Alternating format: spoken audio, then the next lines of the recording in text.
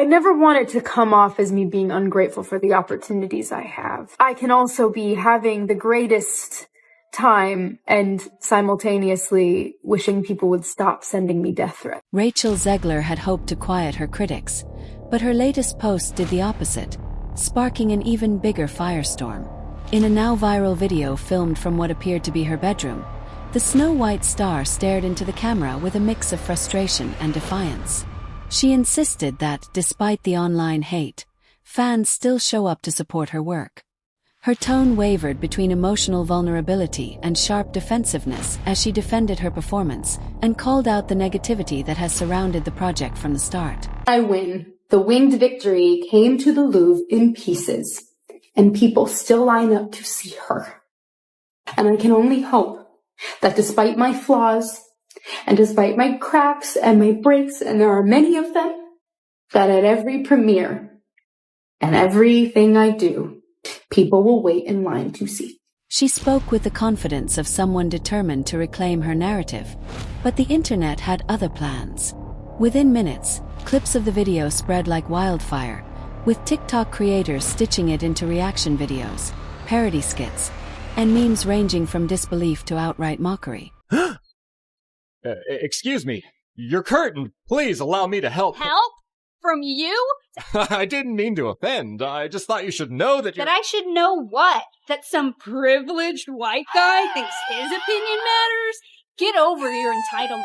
I'm not some damsel in distress waiting for you to ride in on your high horse. As X, formerly Twitter, erupted into chaos, Rachel's video didn't spark the redemption arc she'd hoped for. Instead, it handed her critics a gold mine of fresh material. Snow White, budget $250 million, box office $43 million. Oh, but it's only been 2 days, give it a chance. No, I'm not going to give it a chance. I'm not even talking about that number. Because like all the flops are unsurprising at this point. Something is going on behind the scenes with almost every major animation, video game, and movie studio that they're doing this intentionally or something. I don't fucking know. I'm not even going to talk about this. People are like, oh wow, Snow White flopped. Who is surprised? You cast arguably the least genuine, most out of touch, and disliked person in her industry, and her industry is Hollywood. And the bad guy is Gal Gadot. The hashtag said it all. Hashtag Snowflop trended as what was meant to be a heartfelt defense was widely seen as tone-deaf, self-centered, and disconnected from how audiences actually received the film. For many online, this moment wasn't a shock. It was exactly what they'd been waiting for. Real Life 5. What was supposed to be a fairy tale comeback quickly turned into a digital witch trial. And in the court of public opinion, the villain wasn't the evil queen, it was Rachel. Critics dredged up her earlier interviews where she dismissed the 1937 Snow White as weird and creepy, using them as fresh fuel for the backlash. First, Snow White gets her name not from the fairness of her skin, as we obviously know Rachel Zegler would be a miscast in that sense. Instead, she gets her name from surviving a snowstorm. Her father and mother are king and queen to a utopian communist society. I'm not joking, guys. Everybody shares and is mindful of what each person is getting, and we spread our resources evenly, which is where this idea of fairness, as Snow White is the fairest of them all, is really presented in the film. Clips of Rachel calling the prince, a guy who literally stalks her, and dismissing the story's romantic core as outdated had aged like milk. And the backlash soon turned into real-world consequences. Snow White opened to a shockingly weak $45 million domestically, an unprecedented number for a Disney live-action remake carrying the legacy of the studio's very first animated film. The contrast was even starker when compared to The Little Mermaid, which despite its own controversies debuted at $95 million. Box office analysts were stunned. Some called it Disney's biggest miscalculation in years. Others labeled it a flat-out flop. The fallout was immediate.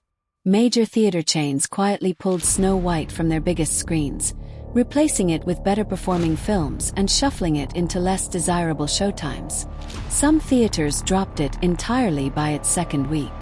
For Disney, a studio known for theatrical dominance, this was uncharted territory. And for Rachel, it was a public unraveling. Not even Disney's powerful marketing machine could spin the narrative once audiences had turned away.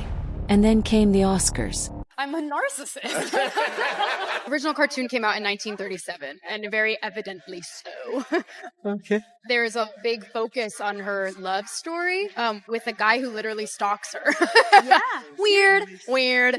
And then it became like, I will elbow everyone out of the way to play the part. That people will assume is a love story just because, like, we cast a guy in the movie, Andrew Burnap. All of Andrew's scenes could get cut. Who knows? It's Hollywood, baby. I say, if I'm going to stand there 18 hours in a dress of an iconic Disney princess, I deserve to be paid for every hour that it is streamed online. And we absolutely wrote a Snow White that is not going to be saved by the prince. She's not going to be saved by the prince, and she's not going to be dreaming about true love. She's dreaming about becoming the leader she knows she can be. What should have been a celebratory Oscars appearance only made things worse. Rachel walked the red carpet with co-star Gal Gadot, but the tension was obvious. Photos and videos captured their distant body language. Gal barely acknowledged Rachel, avoiding eye contact during press interviews. Gossip blogs and body language experts quickly pounced, confirming what Disney PR had tried to downplay. The two stars were no longer on good terms. Insiders later revealed that while Gal was contractually obligated to promote the film, she had quietly chosen to distance herself from both the project and its star. The contrast stung. Gal's career moved forward unscathed, landing roles, endorsements, and appearances, while Rachel seemed increasingly isolated. Her Oscars appearance was meant to be damage control. Instead, it cemented her as the face of Snow White's failure. There's a big focus on her love story with a guy who literally stalks her. Yeah. Weird. Whatever goodwill Rachel had carried from West Side Story evaporated. What was meant to be a bold modernization of a classic now came across as dismissive and arrogant. Her confidence read as smugness, and her attempts to reclaim the narrative backfired spectacularly. Rachel's viral bedroom video may have been the spark, but the backlash had been building for months. And when Snow White's box office numbers cratered, the internet went digging. Clip after clip resurfaced of Rachel rolling her eyes at the 1937 classic, calling it weird and creepy, scoffing at the romance. Please welcome Rachel Zegler and Gal Gadot.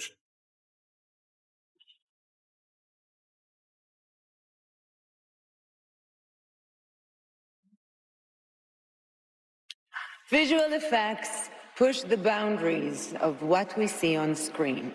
Their work makes the impossible seem possible. With breathtaking ambition, they create magic that wraps its arms around our wildest imaginations. Here are the nominees for Best Visual Effects. And insisting her version wouldn't dream about true love or wait for a prince. What could have been seen as a fresh feminist angle was instead mocked as disrespectful. This time, the backlash wasn't just from trolls. Longtime Disney fans, the core audience who buy merchandise, visit the parks, and show up on opening weekend, felt insulted. Parents vowed not to take their kids to a film where the star seemed to dislike the story she was retelling. Grandparents posted TikToks about how much the original had meant to them, saying they had no interest in this reimagining. Even casual viewers piled on, criticizing Rachel's tone throughout the press tour. Words like smug, entitled, and out-of-touch filled comment sections. Unlike many stars who weather public storms with grace or rally support from co-stars, Rachel faced the outrage alone. No public defense from directors, no posts of solidarity from fellow actresses, just silence. And in Hollywood, silence often speaks the loudest. Behind the scenes, that silence turned into real consequences. Reports emerged that future projects were being reconsidered, with studios quietly slowing or halting conversations about casting her in upcoming roles. Marketing teams reportedly debated whether Rachel could still lead a campaign, whether audiences would even show up. Rachel's rise had been meteoric. Critics raved about her, Spielberg praised her, and her Golden Globe win seemed to signal the arrival of a new Hollywood star. But with Snow White, all of that momentum vanished. Her image soured, and the timing made things worse.